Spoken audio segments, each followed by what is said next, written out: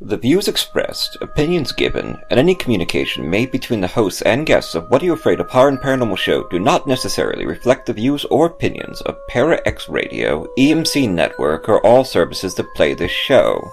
The hosts and services are not responsible for the actions of their guests, and the original rights of all intellectual property is retained by the creator, and all work is used with either permission or Creative Commons license. The show is for entertainment purposes only.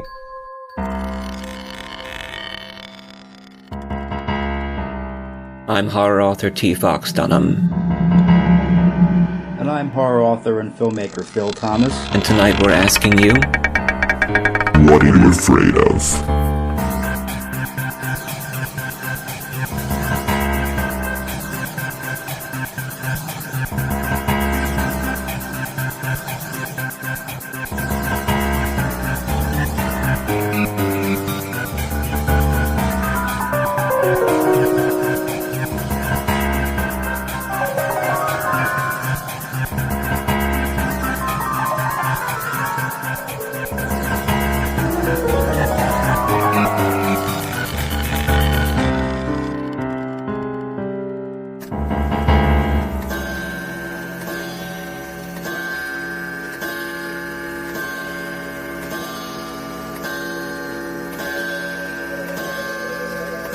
Philadelphia's horror home with hosts T. Fox Dunham and Phil Thomas.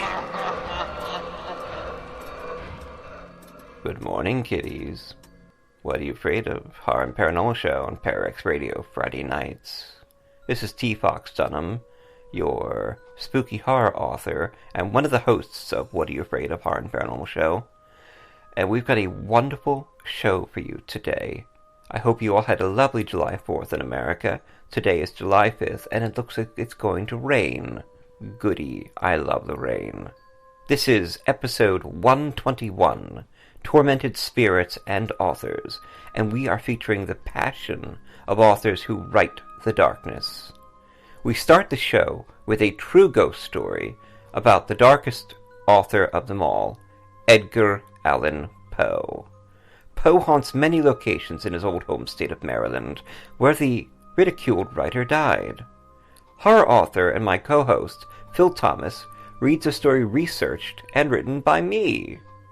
Now, he's been seen in a lot of different places in Maryland, so we kind of start there and end up in the graveyard where he's buried. And it's just wonderful stuff. It's very well read by Phil, and check it out. We'll be starting with that. Then we speak with a fantastic American author. His name is Allan Gunnells. Now, Allan Gunnells, Edgar Allan Poe, but he claims there's no relation. Still there should be, because he's a wonderful master of the dark arts of writing. We play his poem, End of the World, and we interview Mark, and then play his short story, Go to Sleep, Little Baby. We were going to play a third story, but we've had to wait until the next show for that. And then we close out the show with a song from a folk singer, Jeremy Allingham, Through the Darkness, obtained through a Creative Music Commons license from the Free Music Archive. So here's the ghost story about Edgar Allan Poe on What Are You Afraid of? Horror and Paranormal Show on Para-X Radio Friday nights at 9 p.m. Check out our website at www.whatareyoufraidofpodcast.com. Your source for everything paranormal. Para-X. The Tormented Spirit of Edgar Allan Poe haunts Maryland. Written and researched by T. Fox Dunham. Narrated by Phil Thomas. In addition to its many and myriad ghost stories, the state of Maryland proudly boasts the melancholy spirit of American writer Edgar Allan Poe. Little needs to be said about Poe, as his stories are some of the most known yarns in modern literature, and though we celebrate such tales as The Raven, The Fall of the House of Usher, and The Pit and the Pendulum now, in his time society considered him a failed author. He never enjoyed the rewards of his brilliance during his life, and considering the many encounters with his ghost, one must wonder if he isn't seeking satiation in his afterlife. Poe lived a tragic life.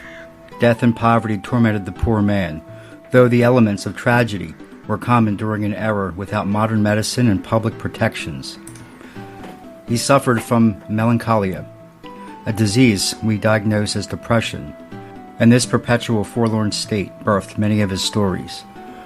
Poe came into this harsh world on January 19, 1809 in Boston, born to two touring actors, David Poe Jr. and Elizabeth Arnold Hopkins Poe.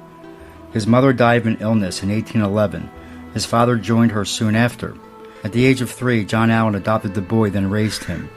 The war proved a constant disappointment to Allan, who later disowned Poe while he attended the University of Virginia when Poe gambled away his tuition money. Impoverished, Poe had little choice to join the army and attended West Point. He was later stationed at Fort Monroe, but was discharged because of disobedient behavior. After his death, witnesses reported seeing the Poe's spirit writing at his desk. Perhaps he is writing the cast of Amontillado, which he wrote during his 4 months at the fort of the Chesapeake Bay in Virginia. The fort is also known for sightings of the ghost of Confederate President Jefferson Davis, who was imprisoned there after the Civil War. For the love of God, Montresor! Though troubled by compulsive behavior and alcoholism, Poe published several books of poetry and essays. He soon earned some acclaim for his work and literary theories, but he often sabotaged his own success. After a failed attempt at marriage, Poe later married his cousin of 13, Virginia. However, she died soon after from tuberculosis, the Red Death. The loss of his true love devastated the author, and tragedy continued to haunt his life. The story behind Poe's death remains a mystery. Many theories have been posed, including rabies, liver failure, the flu, or even suicide. He was found on the streets of Baltimore, drunk, and wearing clothes too small for his frame. The most common theory is that he was victim of cooping. During elections, thugs would abduct people from the street, keep them in small cages, force drink until their victims were inebriated. Then they take them from pole to pole, changing their outfits and forcing them to vote. Joseph W. Walker found him on the street, in great distress and in need of immediate assistance. He was taken to Washington College Hospital, where he died on Sunday, October 7th, in the year of 1849, at the age of 40. Poe never became coherent enough to explain what events had brought him to this dire state. Before he died, he muttered the words, "Lord, help my poor soul." Perhaps God would have granted the tormented author mercy, but according to the many sightings of his spirit over the years, it doesn't seem that Poe found peace. People have claimed to witness Poe's ghost manifesting in the locations he knew in life, but his spirit favors 3 sites: his house at 203 Amity Street in Baltimore, where he lived, Washington College Hospital, where he died, and the cemetery of the Westminster Presbyterian Church, where he was buried. Poe lived in a small and unremarkable brick townhouse on Amity Street from 1831 to 1833 with his Aunt Maria Clem and her offspring, Virginia and Mary. He would wed Mary in 1835, though she died soon after. It is said that he wrote his best work in a top-floor room, and after saving the house from demolition, the Poe Society has turned the house into a museum.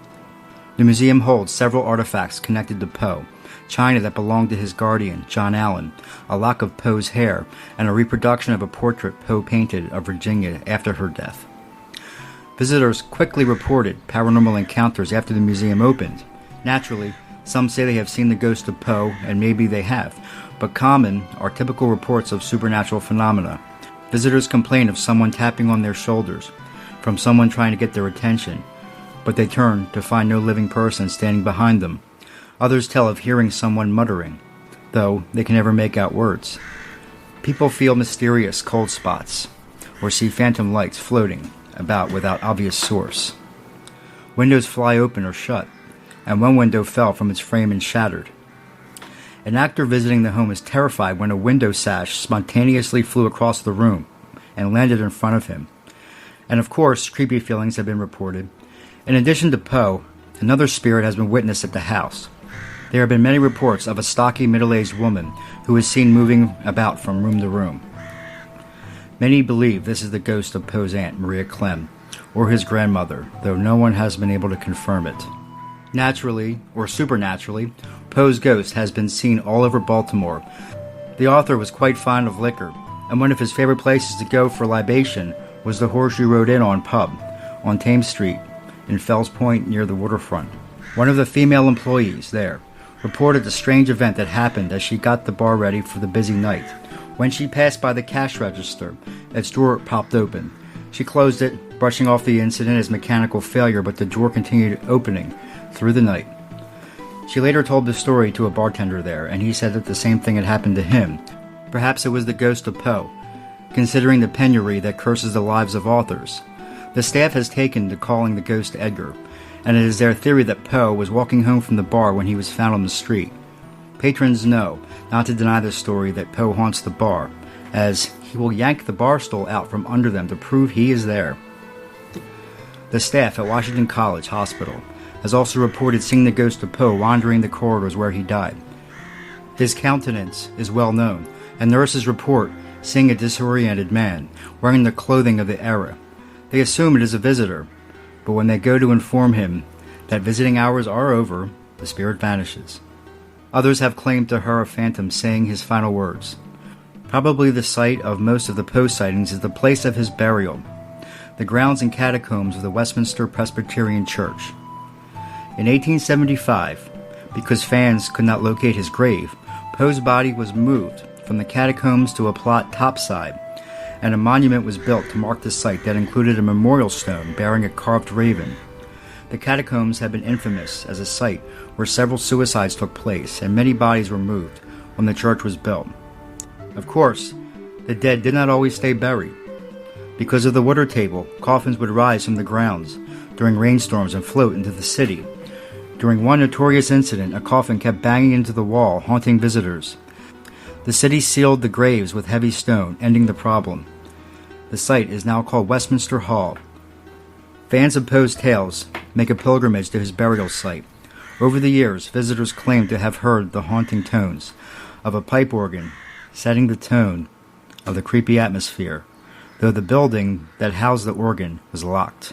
Staff and guides report feelings of anxiety and dread at certain graves. A cameraman filming at this site felt someone grab his shoulder. The spirit told him to go away, frightening him. The most notorious of the ghost stories told about the cemetery is that of the Toaster. The Edgar Allan Poe House and Museum celebrates the author's birthday at the end of January, and every year, starting in 1849, an anonymous visitor places 3 roses on Poe's grave, and offering a drink to the thirsty ghost known for his love of liquor. The visitor leaves a bottle of Martel cognac, the drink believed to be Poe's favorite, and Fox's wife. The toaster is said to raise a glass to Poe, though it is said the original toaster died in 1998. The annual tradition then fell to someone else, though many believe the toaster is not alive. People who have seen the toaster say he walks the graveyard wearing a black frock coat and top hat. In the style of gentlemen of the 1800s, he carries a cane. Once this figure kneels by the grave, placing the flowers, 3 for his mother, wife, and himself. Cognac, and sometimes notes, he then dissipates, fading away. It is said this is the spirit of Poe, coming to mourn his lost loved ones, and himself. Life magazine pursued this legend and set up an infrared camera that was triggered by radio. The camera did indeed catch a photo of the toaster, and experts stated the figure left no heat signature at all. There are many other stories and sightings connected to Edgar Allan Poe. As he did in life, the author has created many creepy stories simply by his presence. Some of these tales can of course be explained by enthusiastic fans or a trick of the macabre atmosphere, though one detail is certain: the ghost of Edgar Allan Poe suffers the same torment he knew in life. We would wish the spirit peace, but we enjoy the ghost stories too much. Check out the show website at www.whatayouafraidofpodcast.com for more information, links, and photographs. And please remember to respect the different sites when you visit them. His history should be preserved and enjoyed by us all.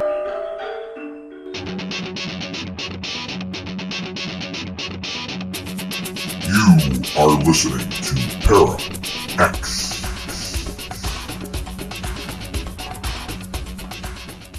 What are you afraid of? Hi, I'm Tim Wagner, Bram Stoker award-winning author. Hashtag Grave Girls. This is Katrina Weidman of Destination America's Paranormal Lockdown. This is Jim Chambers. I'm the author of The Engines of Sacrifice. This is Jasper Barr, award-winning author of The Final Cut. And you're listening to What Are You Afraid Of? What Are You Afraid Of? To What Are You Afraid Of? What are you afraid of? Love it. Fantoxic, please. Fantoxic.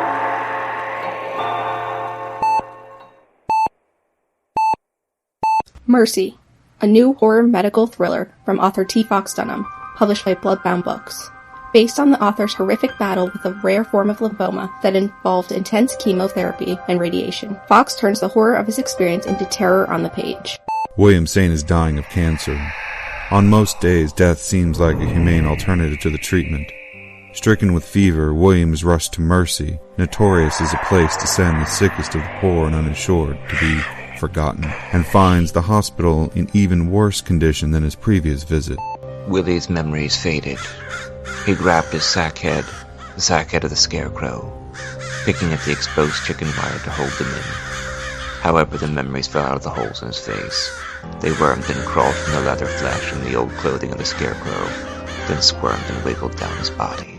The grounds are unkempt, the foundation is cracking, and like the wild mushrooms sprouting from the fissures of decay around it, something is growing inside the hospital. Something dark. Fangoria gives Mercy 3.5 out of 4 skulls. Dunham has channeled his many brushes with the other side into the exquisitely rendered, lyrical, supernatural hospital thriller Mercy. It's feeding on the sickness and sustaining itself on the staff, changing them, and now it wants Willie. Come now, Mr. Saint. Just a little more of that sweet milk.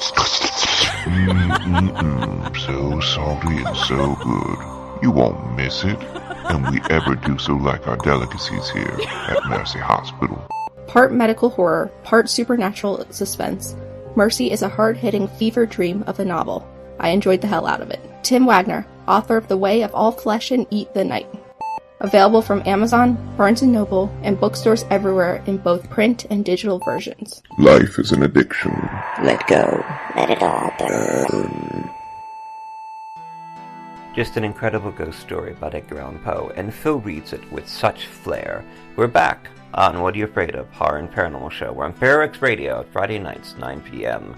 Check out our website at www.whatayouafraidofpodcast.com for all of our content, all of our episodes, expanded material on the episodes, plus new interviews. We've got a wonderful interview up there about out-of-body experiences that was sent in to us, so go check that out. Plus other interviews from authors, articles, material, and all of our ghost stories in an archive that are either narrated or written out that you can read. Just great stuff. www.whatayouafraidofpodcast.com. Tonight we're going to start with one of Mark's poems, recorded beautifully by David Walton. This is The End of the World, followed up with T. Fox Dunham's interview with Allan Gunnells on What Are You Afraid Of? End of the World Benediction. A poem from author Allan Gunnells. From his collection, Haven and Other Curiosities, which will be available at the end of April from Crystal Lake Publishing. Read by David Walton. They sat in silence in the stands, awaiting the show to start. Heads bowed, clasped hands. A sea of spectators, of eager fans, quiet anticipation in the dark. No one moved, no one stirred, no one took a breath to speak. The collective excitement was beyond words, rising above the stadium like a bird, the people frozen in their seats. Down on the field far below, a lone figure stepped into the light, dressed in white from head to toe, his eyes and hair as black as a crow. He flashed a smile, strained and tight. He held up his hands and addressed the crowd, without the aid of a microphone. Even so, his voice rang clear and loud, the air of a man both strong and proud, his voice deep of timbre and rich of tone. Welcome to the show, my friends.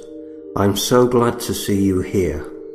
Tonight the world as we know it ends, scoured away by bitter winds, but let us not shed a single tear.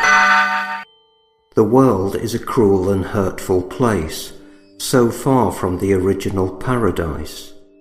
In every heart, in every face, is only malice, only hate. Mankind has become lower than even mice. So why should we even want to remain on this floating garbage heap? Life is disappointment, life is pain. Man commits atrocities without any shame, and for lost souls no one weeps. So we gather here tonight in an act of ultimate protest. We'll hear the thunder, see the light, and show the world what is right. Then we'll find eternal rest. Those in the stands did not cheer or raise their voices in a roar, but in their silence it was clear they were united and did not fear. They were committed to their core. And so the man on the field opened his coat to the blessed. He did not have a sword to wield, nor a mace or a shield, but explosives strapped to his chest. Still no movement, still no words, just silent conviction. Not a murmur could be heard, but some clasped hands in this absurd end of the world benediction. When the explosion shattered the night and washed the stadium from the earth, no one tried to escape or fight, because they knew what they did was right, and through sacrifice had proven their worth. This is What Are You Afraid Of? Horror and Paranormal Show. We're on ParaX Radio Friday nights at 9 p.m. Eastern Time. That's Philadelphia Mean Time. We're heading into summer, moving into some wonderful horror conversation and topics, ghost stories. Check out our website at www.whatayouafraidofpodcast.com. This is T. Fox Dunham. Now, we have been speaking to authors from the Close to the Bone publication, A Time for Violence, which is a crime horror anthology. It's a wonderful book with some fantastic authors in it, but we've been sort of selfish and only focusing on those authors the last few months. Of course, I'm in it, so you can imagine why. Now, we've also done a lot of work with Crystal Lake Publishing, an incredible publisher, great business model, wonderful people, amazing editor, and just they're producing the highest quality content of writing out there. And they've been at it for some time, and they're also an international publisher based in South Africa, and it's just great to be speaking to authors. Every once in a while, Joe Meinhardt throws me an author, and I get him on the show. And tonight we'll be speaking to an author from Crystal Lake called Allan Gunnells. Now, Mark loves to tell stories. He has since he was a child, penning one-page tales that were like Twilight Zone knockoffs. He likes to think he has gotten a little better since then, and he definitely has, though we can't really compare. He loves reader feedback, and above all loves telling stories. He lives in Greer, South Carolina, with his husband Craig A. Metcalf. Good evening, Mark. How are you? I'm fine. Thank you for having me. Oh, thank you for coming on. It's great to speak to you. Now, thank you for accommodating me also, because we have quite a nasty storm rolling in. We've had them the last couple of nights over the weekend, and tonight's going to be like the grand finale. We have tornadoes, we have thunder, we have houses dropping on witches. It's mass hysteria in Philadelphia. More than happy to accommodate. Thank you. How did you get involved with Crystal Lake? My involvement with Crystal Lake actually dates back to the publisher's infancy, when they were just getting up and rolling. They had just opened up a sort of a open call for authors to submit. I saw about it online. I almost did not heed the call, just because it wasn't a call where they were asking you to send your manuscripts. They didn't want to initially read any of the work. They wanted you to send in sort of basically a pitch to sell yourself. And that's not my strong suit, selling myself. I'm very much a let my work speak for itself kind of person. So I was a little nervous about that. But my husband and another good friend of mine, they were really encouraging me, like, what do you have to lose? If, they don't want to read your work after the pitch, then that's fine. So I finally, like at the last minute, got together the material they wanted, sent it in, and I was pitching a short story collection. So they asked to read 3 stories that would appear in the collection, and then based on the strength of those stories, they would decide if they wanted to pursue. So I sent them what I thought were the 3 strongest pieces I was planning to put in. And luckily they like them. And that became my first collection with them, Flowers in a Dumpster. And since then, I've continued to work with them on several other projects as well. Yeah, Joe is definitely a people person, and I love the way he approached you on that. And he's collecting amazing authors all around the world. Now, we have some stories from you tonight that you sent. Actually, it's 2 stories and a poem that our wonderful, brilliant English folk singer, David Walton, has read for us. We'll be playing those. That's End of the World, which is a poem, Go to See a Man About a Dog, and Go to Sleep, Little Baby. It always reminds me of that song, Go to Sleep, Little Baby. But these are from your anthology, Haven and Other Curiosities, and let me just tell our listeners about this. It says, come peruse the dusty shelves of Haven, scan the titles, study the strange trinkets that are lined up on display, maybe pull aside the cobwebs, and run your fingers along the spines of the books, caress the artifacts. You'll find many forgotten treasures and unmined gems among the debris. Boy, that sounds amazing. What a wonderful narration. So tell us a little about this anthology. It is my newest book with Crystal Lake, and I'm really excited about it because ever since I did Flowers in a Dumpster, I've wanted to do another collection with Crystal Lake Publishing because what really impressed me with them the first time around was that they're not like some publishers where their focus is really on the novel and a short story collection they may do as a favor to a writer. They push their collections as hard as they push any of the novels. They work really hard. And so I knew I wanted to do another one with them. So I pitched it to Joe. He was very enthusiastic about it. And it is a collection that has 1 novella, which is the title story, and then 20 short stories of various lengths. Actually, I guess 18 short stories and 2 poems. So it's a pretty eclectic collection. I like to put out collections that are very diverse. So it's not just all horror. There's suspense, there's some just dramatic stories, some slice of life vignettes. Like I said, a couple of poems. I like a reader to read my collection and just get an idea of a wide range of what I'm capable of as a writer. That sounds fantastic, and Joe's just an incredible guy, and something he did that intrigued me recently was that I know he was trying to expand, but it just proved to be a little too cumbersome right now, which is what happens. And a lot of publishers would just keep pushing that, and they would just keep selling new books and new books trying to make up the financial loss until they eventually collapsed. But instead, he recognized the situation and took his publisher on a different strategy, which gives me confidence that Crystal Lake will continue growing as it has. We're going to pause now and play you a short story from Mark's new collection. This is Sleepy Little Baby, read by David Walton on What Are You Afraid Of?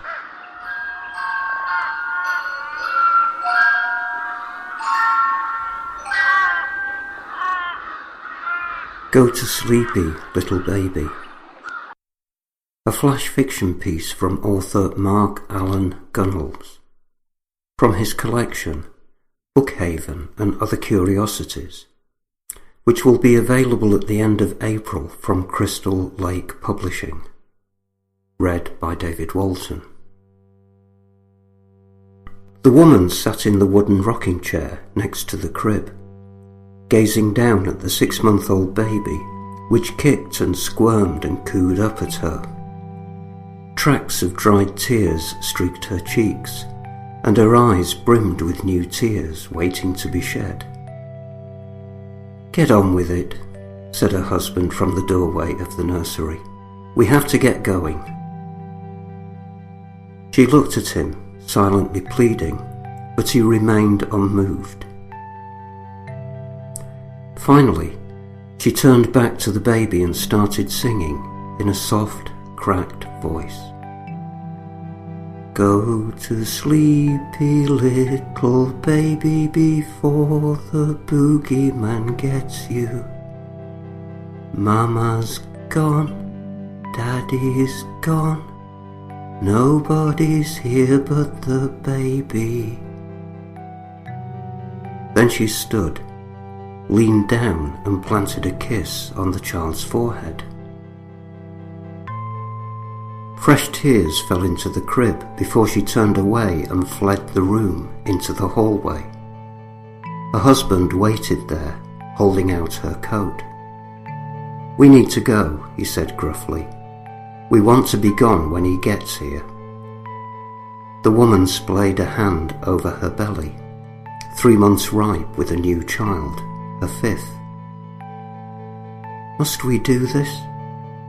Her husband sighed, and then put an arm around her shoulders. "You know this is how it has to be. Just one. I'd like to be able to keep just one." Her husband waved his free arm to indicate their home.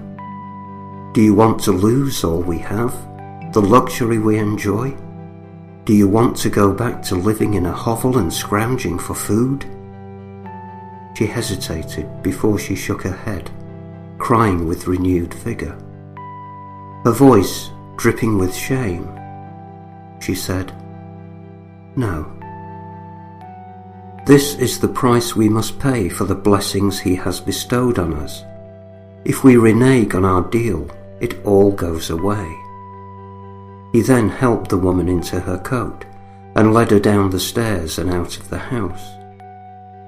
When they returned 2 hours later, the crib was empty. Author bio. Mark Allan Gunnells loves to tell stories. He has since he was a kid, penning one-page tales that were Twilight Zone knockoffs. He likes to think he has gotten a little better since then. He loves reader feedback, and above all, he loves telling stories. He lives in Greer, South Carolina, with his husband, Craig A. Metcalf. What Are You Afraid Of? Horror and Paranormal Show is an eclectic audio magazine created by the authors T. Fox Dunham and Will Thomas that explores everything dark, strange, paranormal, and creative through ghost stories, fiction, conversation, music, humor, and interviews with authors, filmmakers, crafters, historians, and paranormal investigators. We also create a series of author events. We are both published authors, interested in a variety of topics, exploring the darkness through produced segments of the subject of horror, the paranormal, the art of writing, and noir, anything dark. Topics better enjoyed at night. We do the show to promote our published work, and we support other artists and authors with the show. We entertain to reach out to new readers. Fox and I record the show in the city of Philadelphia, and we are often on location in haunted sites and artist events. Listen to over 120 episodes on Para X Radio on Friday nights at 9 p.m. Eastern Standard Time. You can also find the show on most major podcast services including iTunes, Spotify, Google Play, Stitcher, and many more. Or you can check out our expanded content, ghost story archives, links, interviews, and articles on our website at www.whatayouafraidofpodcast.com. Email your true paranormal experiences to whatareyouafraidof117@gmail.com to be produced into narrated segments by our voice actors, or contact us through the website at www.whatayouafraidofpodcast.com, where you can find guidelines about our ghost story submissions. We don't judge. Our mission is to tell a good story. What Are You Afraid Of? Horror and Paranormal Show. Because it's more fun to play in the dark. Your source for everything paranormal. Para X. Rat! Where are you going? I'm going back to the Paranormal View, back where I belong. Please, take me with you. No, I'm through with everything here. I want to see if there's something left in life I haven't explored. Do you know what I'm talking about? Oh, Rat, don't run to them. They talk about ghosts and hauntings, UFOs, and all kind of supernatural scary stuff. You'll never understand, will you, Scarlet? No! Well, that's your misfortune. Rat! If you go, where shall I go? What shall I do? Frankly, my dear... Line! You gotta be kidding. That's the Paranormal View with your host, Henry Foister, Jeffrey Gould, and Barbara Duncan. Every Saturday night at 8 p.m. Eastern, exclusively on the Para X Radio Network. Definitely a very charming story. Thank you for sending it to us. And of course, David Walton does a wonderful job reading that. So, you started writing as a child, as a young man, like I did, and you were writing Twilight Zone kinds of stories. Now, if you could talk to yourself back when you were a child, as you are now, like looking back then with what you know now, what would you tell yourself when you first got started writing? I'd pretty much just tell myself, stay the course. I mean, a lot of the stuff I was writing when I was younger, I look back and I cringe. It's not stuff I would want to publish now. But I also, whenever I look back at what I've written in the past, I ask myself, is that the best I was capable of at that moment? If the answer is yes, then I'm good with it. As long as I'm still striving to improve my craft and get better, I can look back at the stuff that wasn't quite up to par and still feel proud of it because I know it was all part of the process. So I would just say, keep writing your stories, keep having fun with them, keep trying to get better, and, you're eventually going to get there. Excellent, and that seems to be the way it goes. It's the authors who stay in there, who can take the hits, who can absorb the pain and say, give me more pain, give me more anguish, and just keep going, that stay in there. And I see so many new authors come in every year. There are crops of them that pop up on Facebook, and so many authors from the previous years who just say, I'm done, I can't do it anymore. And you see them kind of turn over, and then you see the ones that have stayed in there and kept fighting, who are building their careers, because this idea that the Mozart myth, this idea that we're going to be discovered and turned into the next Stephen King, it happens so rarely. And in the end, it's something you just have to fight for every reader, fight for every word, and fight for every page. But you've got some excellent stuff out here. Looking at your Amazon.com page, and we'll have links up from Mark at our website at www.whatareyoufraidofpodcast.com. Of course, you can find our collection of ghost stories that have been narrated by our various voice actors. Every episode, which is up to like 120 at this point, plus links and pages for every episode, and new articles about paranormal topics and writing and interviews at www.whatareyoufraidofpodcast.com. So I see you're in Shock Totem. That's wonderful. I do love Shock Totem. And you just have quite a collection of books out here, and you're just going strong. They have some good reviews. So what's next for you, Mark? I have a few projects that are still on the horizon. Like right now, I'm really pimping Bookhaven pretty hard. But at the end of the summer, I have another collection coming out with Unnerving Press called The Daylight Will Not Save You. So I'm pretty much not going to get any rest from the whole promotional blitz. Next year, I have 2 novels that are set to come out with Crystal Lake Publishing, a ghost story called 324 Abercorn and a suspense tale called Before He Wakes. And I'm currently working on a new novel called The Advantaged that I hope to have finished up by the end of this year. What's your process like writing a short story? Where does it start? Does it start with an idea? Does it start with a character? Do you start with a theme or an arc? Usually, it's just a tiny little kernel of, wouldn't it be interesting if? And that can come from something I've read, something I see when I'm out, something I overhear someone say. I'll just make a connection and I'll think, wouldn't it be interesting if this happened? So I usually start with a scenario. And then I sit down and I start wondering, well, what kind of person would this happen to? Or what kind of people would be involved in this situation? And then the characters start to form. And then once that happens, that's when I usually sit down. I may not have the whole story planned out. I may just have that initial scenario and the characters, and then I just sit down and see where it goes from there. Excellent. You kind of ride by the seat of your pants till the end of it. Wonderful. There's the thunder. It sounds beautiful. I love a good thunderstorm. And you're down in South Carolina. Do you do a lot of readings down there? There are a couple of local independent bookstores that have been very nice to me, and I have gone and done some readings. One of the big things I like to do here is something I call the literary scavenger hunt, where one of the bookstores will host me. I'll do a reading, and then afterwards, everyone who attends will break up into groups. Each group gets a clue that leads them to a specific book in the store. In that book, they find their next clue, which leads them to another book. And those events have proven pretty popular. That is absolutely brilliant. You designed that? Yeah, I was trying to think of something that wasn't just people coming and listening to me, because, I'm not a Stephen King, so basically my friends are just going to show up for that. So I wanted to do something that also incorporated something fun. And I don't know, that idea just came to me because I like the idea of scavenger hunts. And like I said, I have these bookstores who are very kind to me and let me plan events with them. And like I said, those have proven the most popular. People really do seem to enjoy those. That is really incredible, and we might steal that at some time. Of course, What Are You Afraid Of does some various reading events up here in Philadelphia, and we also go up to New York and host some events. And I find you can't just stick an author at a table, put up a few flyers, and expect to fill up seats. You have to build an event. You have to pick a good venue. You have to have good public transportation. It can't be in the middle of nowhere.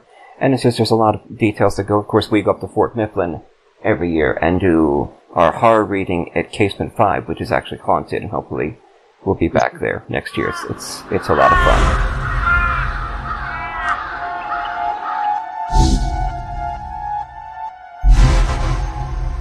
Sweet Amityville, Phil. These are trying times for the supernatural and paranormal. So many TV shows and podcasts. In times like these, we need more horror hosts like Shauna and Vicky on Geeks Paranormal on Parax Radio on Wednesday nights. Gosh, Fox, you are so right. I love those geeks. Shauna and Vicky. Does geek stand for something? You know it, my creepy companion. Geek stands for General Ectoplasm Exposition Knowledge Society. Wow. Do they speak to inspirational ghosts and give information on hauntings around the world? Do demons vomit pea soup? That's Vicky and Shauna. They are the go-to ladies of the paranormal. I'd trust them to investigate anything. Oh, I know. Why, if we were abducted by UFOs and taken into space for probing, I want Sean and Vicky to save us from some X-Files action. Some extraordinary X-Files action. And if Bigfoot abducted us, stole us away to some remote Yeti cave, and forced us into making venison and pine needles ectoplasm pie with a dash of banshee wailing, I'd want Sean and Vicky to give us the recipe for some good old ectoplasm pie. Now, that would be some peppery paranormal pie. Yum. And if we were possessed by a horde of hell demons, guess who had one exorcising the spirits? Shauna and Vicky, am I right? Damn skippy, foxy lad. Listen to those wonderful hosts of the Paranormal on Parax Radio at 9 p.m. on Parax Radio, exploring the paranormal with the geeks. We're Phil and Fox on What Are You Afraid Of? Horror and Paranormal Show on Parax Radio on Friday nights at 9 p.m. Your source for everything paranormal. Parax. Well, here we are again. I thought that perhaps the nightmare was over, but no. I am summoned once again and can only obey. I am in thrall of Fox and unable to resist his powers, his hypnotic powers, masquerading as charm and friendship, his transatlantic, perhaps global powers. And so, every Sunday morning I sit in front of a microphone and read. Every Sunday afternoon I edit the audio file I have been commanded to create. Every Sunday evening I press send on an email to Philadelphia with an MP3 attached and tremble as I await the verdict of my master. I changed my name from David Walton to Brendan Shawland and created music which I liberally sprinkled throughout the internet in websites including SoundCloud and Bandcamp in a pathetic attempt to throw him off the scent. Those hopeless breadcrumbs are still available if you care to listen, so that you will know what not to do when your time comes. That's right. It didn't work. He tracked me down, and I am once again his creature. If you are listening to this, you are in grave danger, and I can only urge you to flee. Flee! Before it is too late, before you find that you too are a voice actor on whatareyouafraidof.com. Going back to your work with your short stories and novels, what's the process of writing a novel for you like? A novel is a little more disciplined for me than a short story. I'm still not a big outliner, even with novels. If I do any kind of an outline, it's usually very loose and tentative because I want to work in that freedom to just deviate completely from what I had planned if the story takes over and takes me that way. But I do usually jot down more notes before I start a novel just to get the high points that I think I'm going to need to hit throughout. The pacing of a novel, obviously, is going to be very different than a short story. So there's a lot more thought beforehand when it comes to a novel. Although even then, like I said, I'm building in that freedom that if I'm writing it and a character sort of springs to life and starts saying, no, I'm not going that way, I want to go this way, I just follow them and then sort of redesign as I go. Fantastic. And then you go back and edit and keep working at it. Would you say that it's 25% writing and 75% editing?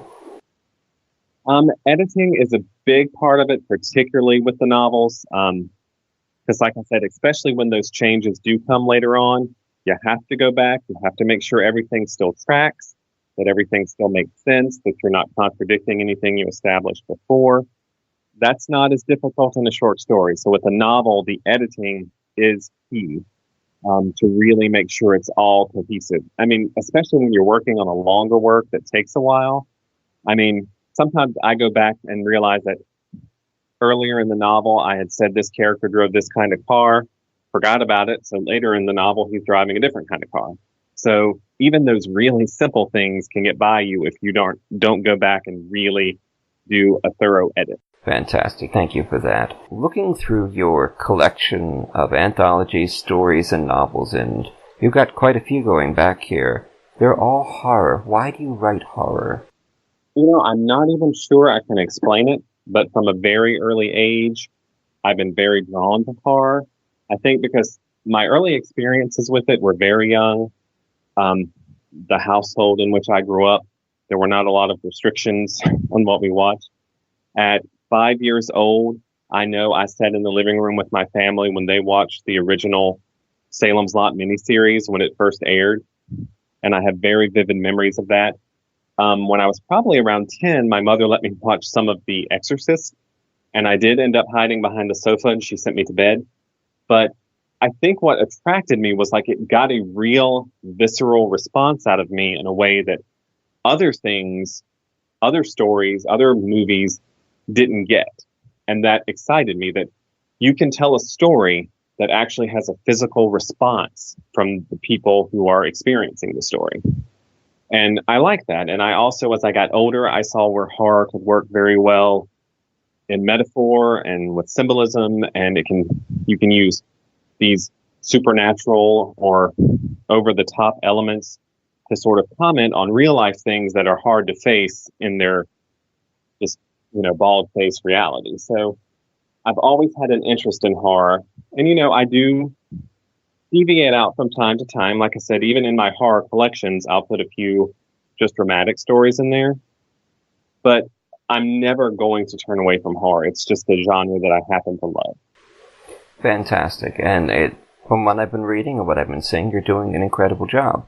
So, any parting words for our audience, especially the authors out there listening?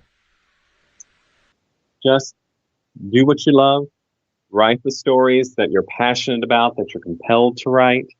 I always tell people, trying to write to market doesn't really always work, especially because the market tastes change so fast.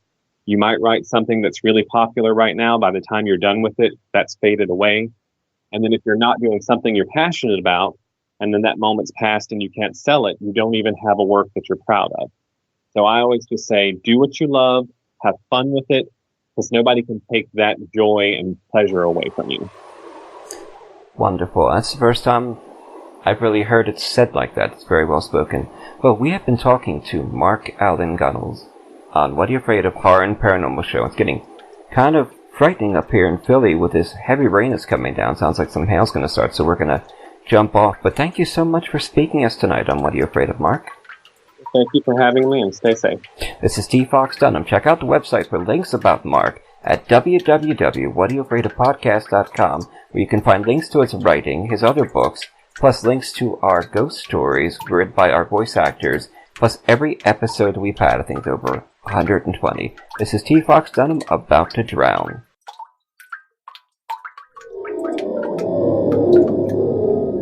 Thank you so much to Allan Gunnells for being on the show.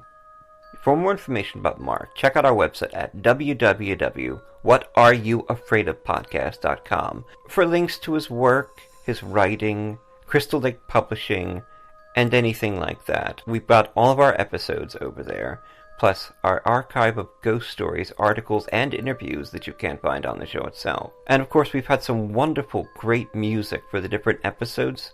On episode 121, Lullaby for a Broken Circuit by Quiet Music for Tiny Robots, Our Darkness in the Sky by Kai Engel, The Death of Raven by MAT64, all obtained with a Music Commons license through the Free Music Archive. More information about the bands available at the website at www.whatayouafraidofpodcast.com. And we close the show with a song from Jeremy Allingham. Jeremy Allingham is a musician and storyteller from Vancouver, Canada. The songs mix Springsteen-esque rock with stripped-down folk balladry, so claims Exclaim magazine. Consider this quintessential Canadian classic folk song about hockey, listening to the CBC, and small-town life, so says Vancouver Music Review. Check out his website at jeremyallingham.bandcamp.com. Again, we'll have links up for Jeremy at the website at www.whatayouafraidofpodcast.com. So thanks for joining us. This is T. Fox Dunham. Next week, Aliens with the host of Travel Channel's new show, Alien Highway, Chuck the Moo Zukowski. Hope you've enjoyed our stories. Check out Allan Gunnells' books from the links at the website at www.whatayouafraidofpodcast.com or find him on Amazon.com. And we'll be bringing you more stories from New Orleans this spooky summer. I'm T. Fox Dunham, and this has been episode 121, Tormented Spirits and Authors.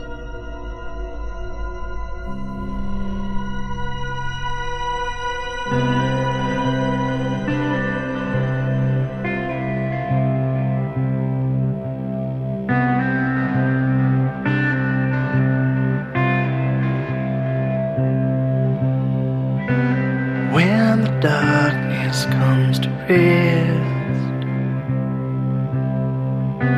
I feel it deep inside my chest. And this old man has seen it all. The darkness falls.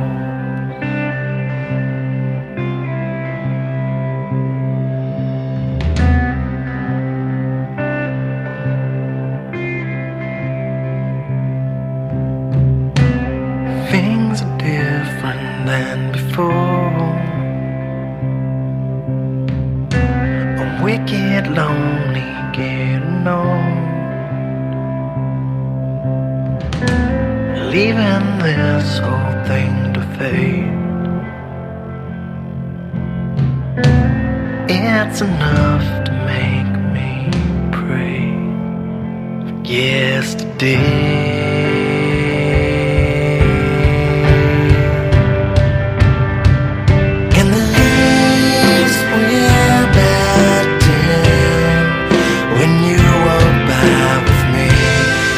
Ships will crash and sink into the sea before I let you down, my love. Oh, how simple life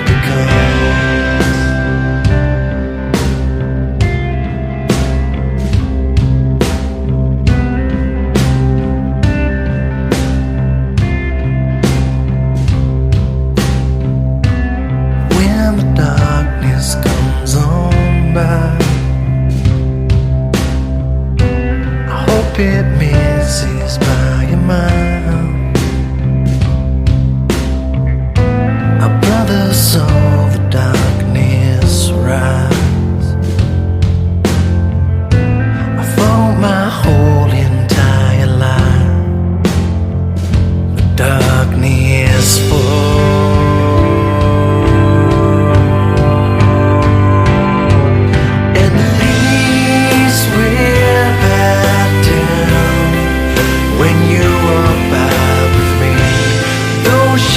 ships will crash and sink into the sea.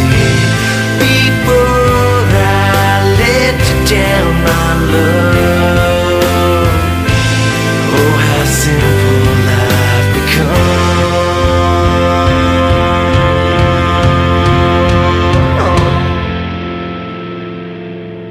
And the leaves will bow down when you walk by with me.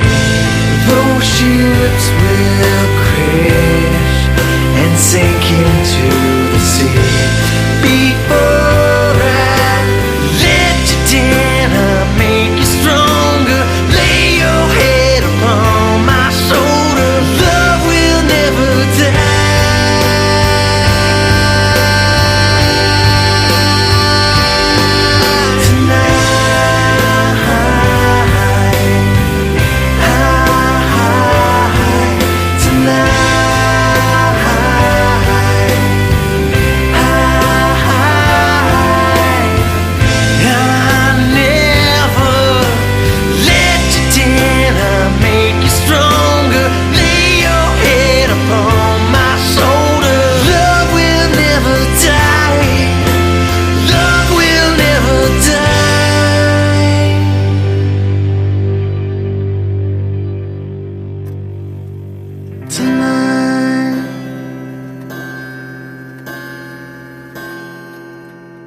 For the love of God, Montresor.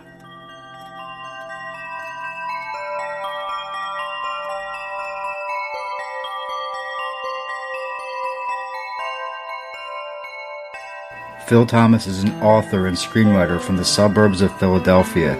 His screenplays have been produced into 2 feature films, False Face and Always from Darkness, and are available in major retailers such as Best Buy and Target, as well as availability on Netflix and Amazon Prime on demand. His screenplay, 3 Tunnels, was a semi-finalist at the LA Screenplay Competition.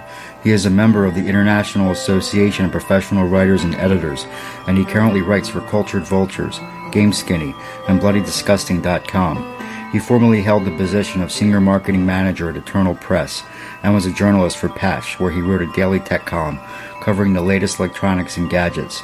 He lives in the suburbs of Philadelphia, and is currently working on his second novel, Worst Afterlife Ever.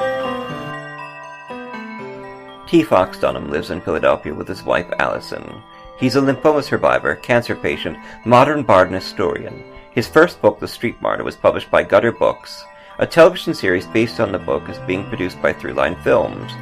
Restoring the Tangible Illusion of Reality or Searching for Andy Kaufman, a book about what it's like to be dying of cancer, was released from Perpetual Motion Machine Publishing, and Fox has a story in the Stargate anthology Points of Origin from MGM and Fandemonium Books.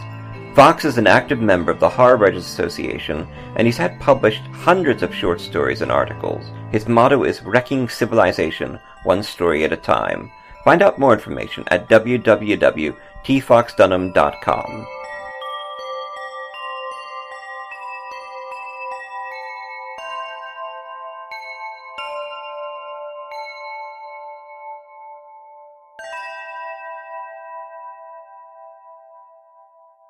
The views expressed and the opinions given by the individual host and their guests do not necessarily reflect those of Para X, its affiliates, or its sponsors.